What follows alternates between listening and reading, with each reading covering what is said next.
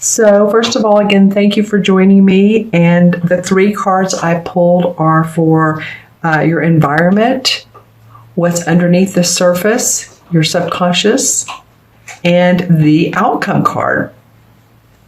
And so let's begin with the first card. And I can't tell you how many times this card has come up. Well, let's see, 1, 2, 3.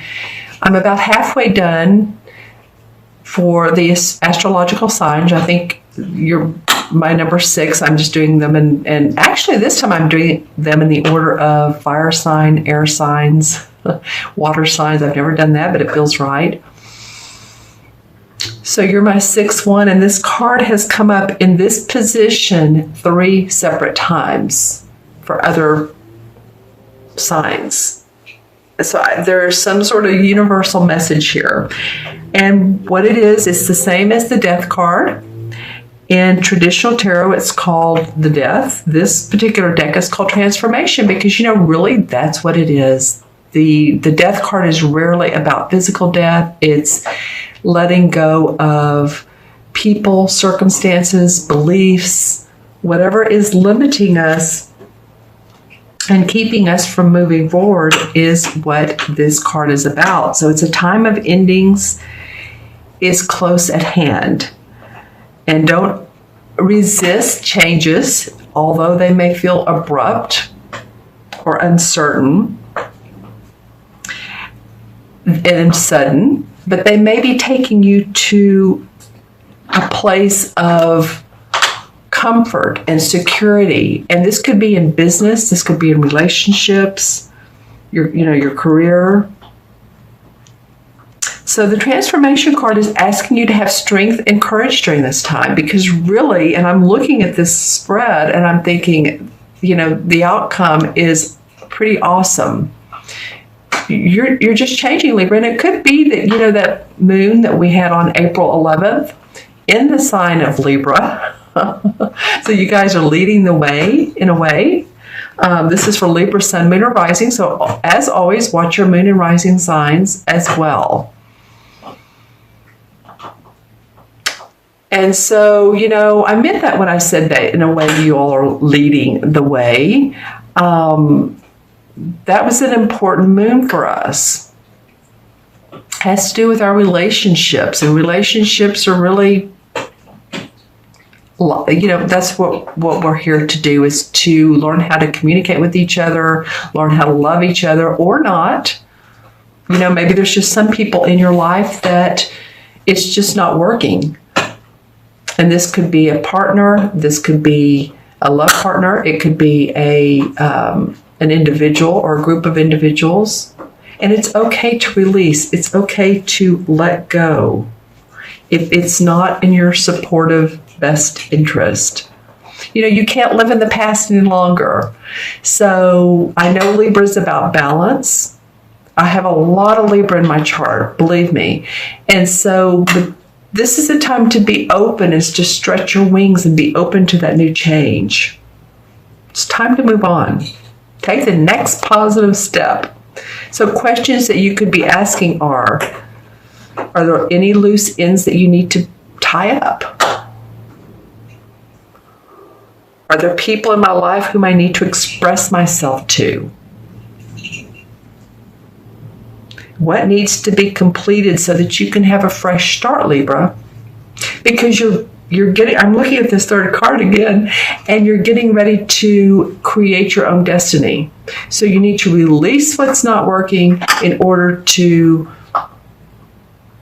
put on your new coat of armor, your new, it could be armor or it could be a beautiful velvety, whatever feels good to you, but you're putting on new skin.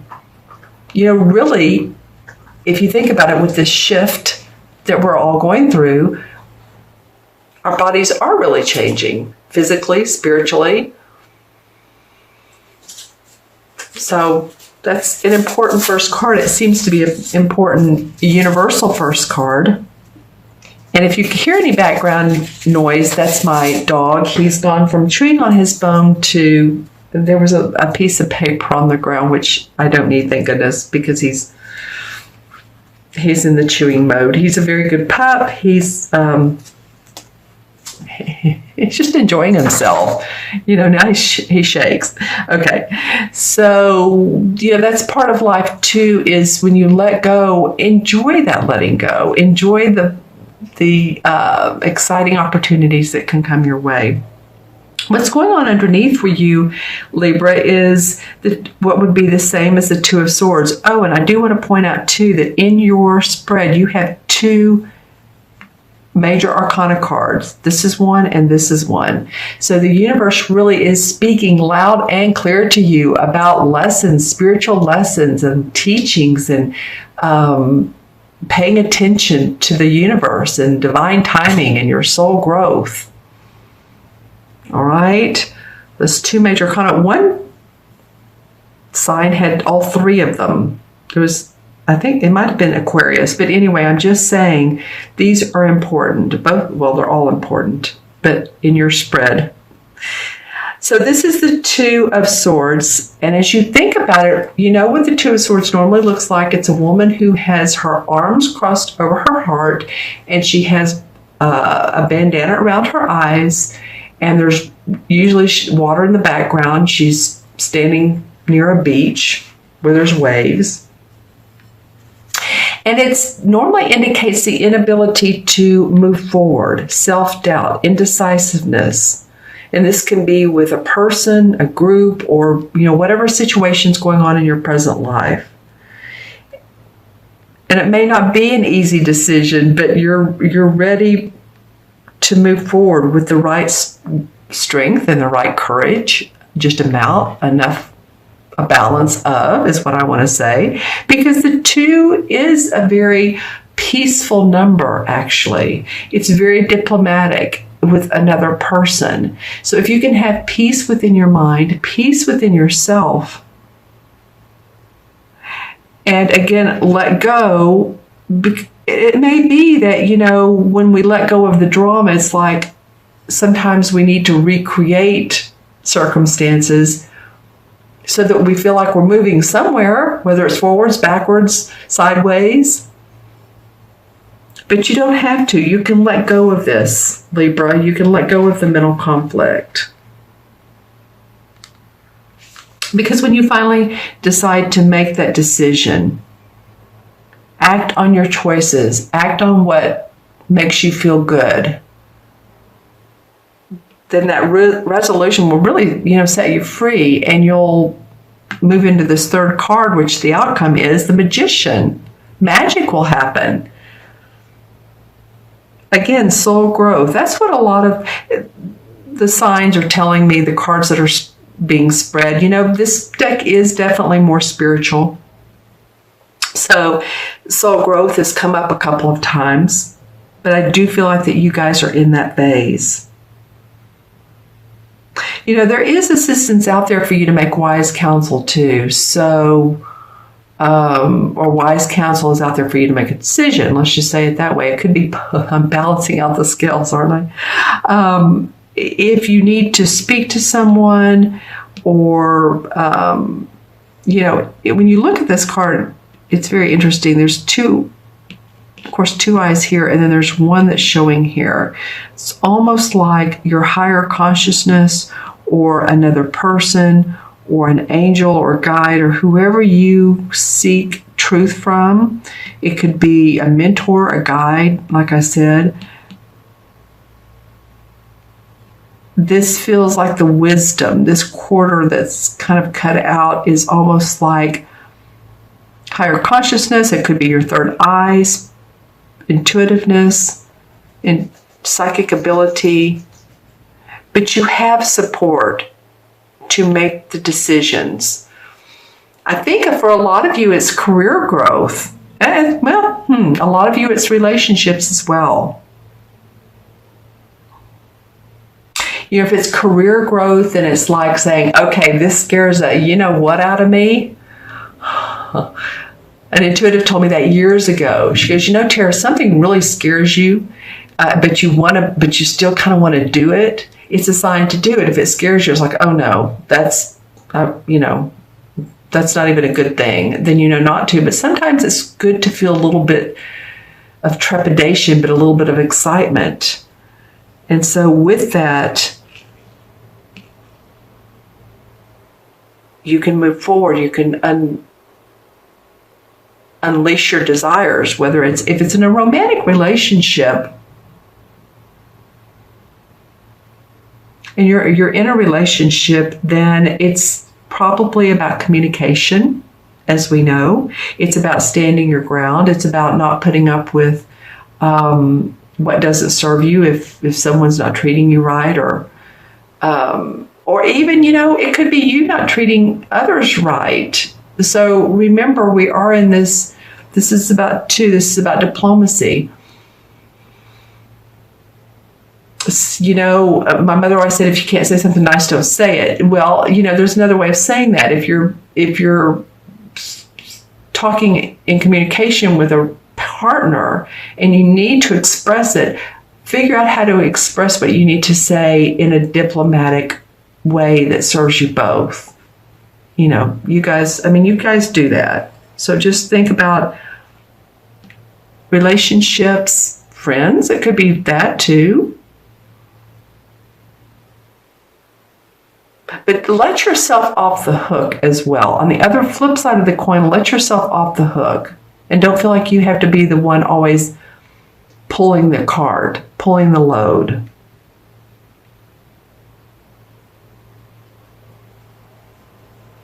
It's the number 2, diplomacy. Okay, so that's what could be going on subconsciously for some of you Libras. The outcome is, like I said, the Magician. This particular deck calls it new beginnings. And as you can see, it's like she's walking on the earth. She's taking the first step. There always has to be a first step. So, you started with the outcome of releasing what you don't need, a little bit of needing to take off the blinders and see what really is out there. See how beautiful this particular square is? I don't mean to go back to this card, but it's very intricate in its drawings, and it's really nice here. But when he sees the true vision, his true vision, there's all kinds of opportunities for growth. This reminds me of a tree that's growing. Okay, so then the outcome is you're going to want to take that first step to create with the elements of the earth. Your money, the pentacles, the wands, which are your life force, the cups, which are your emotions, and the swords, which are your decisions in life. So as you can see, she has her strap on. She's ready to do some walking. She's ready to move forward. Feels good about... Actually, you know what? I said this is the Magician. This is the Fool. I apologize. This is the Fool.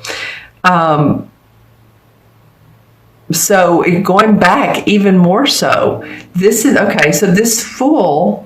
Excuse me for that. This Fool takes this naive approach in life.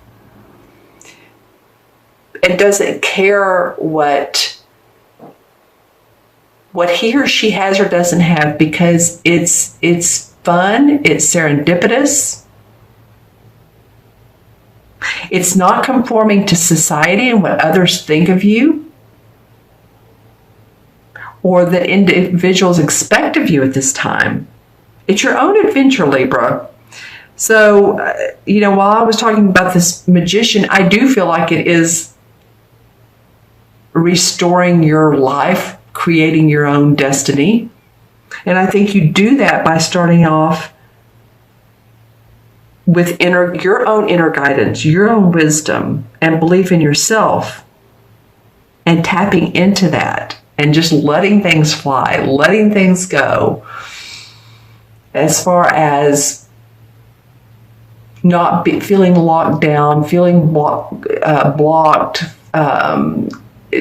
just being open to the adventures in life.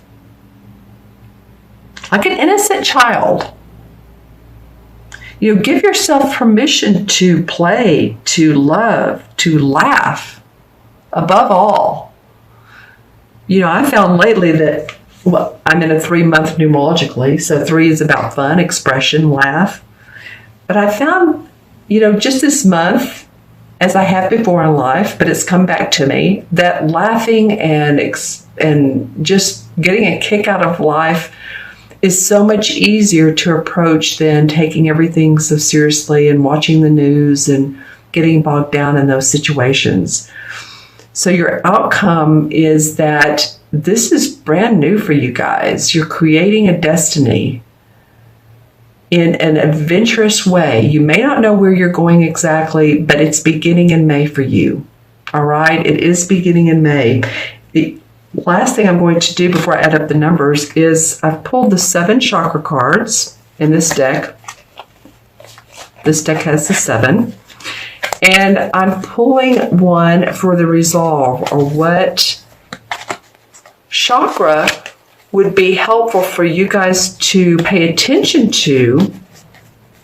I think this one wants to come out. It wanted to come out before it dropped. It was sticking out above the others. So here we go. This is the sacral chakra. The second chakra, of course, number 2. We're focused on that number for you guys today. The second chakra is based in the abdomen area. It's about 2 fingers below your navel area. And it has to do with intuition. It's, of course, orange, and it's the I want area. It's about our emotions and desires and creativity and sexuality. So if you all really, pay attention to your desires and what you want to create. This is an excellent stone. It's the color of the second chakra. It's carnelian. Can you see that? Sorry, I didn't have it under the camera. And to balance this chakra and keep it flowing, walking, dancing, moving your hips, your lower abdomen, it's almost like with this Fool, let yourself just be open and imaginative. And some of you that dance, that's like free-flowing dancing. And that will stir up your intuitive abilities, your, for you guys even, it's the intuitive life force.